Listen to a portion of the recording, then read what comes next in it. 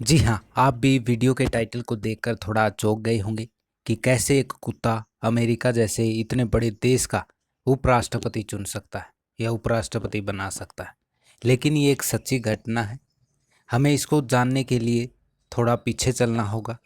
साल 1952 जब अमेरिका में राष्ट्रपति और उपराष्ट्रपति के चुनाव होने थे और उपराष्ट्रपति के तौर पर रिचर्ड निक्सन उम्मीदवार थे।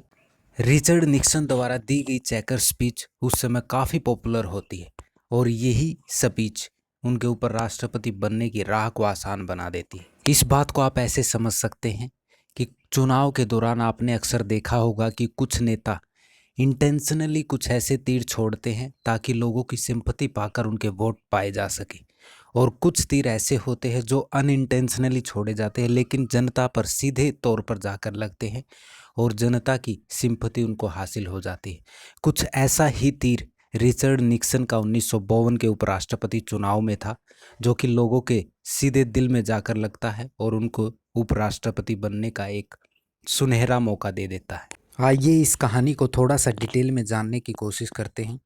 साल 1952 अमेरिका में राष्ट्रपति और उपराष्ट्रपति के चुनाव होते हैं।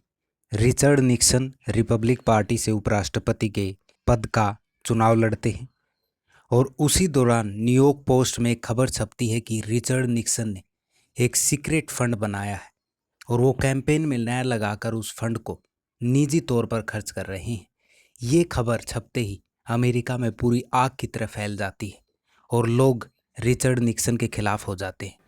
रिचर्ड निक्सन के खिलाफ लोगों की नाराज़गी यहाँ तक बढ़ जाती है कि उस समय के राष्ट्रपति उम्मीदवार आइजनहाइवर से रिचर्ड निक्सन का टिकट वापस लेने तक की गुजारिश करने लग जाते हैं। और अब आता है वो समय जब निक्सन अपनी सबसे पॉपुलर स्पीच देते हैं।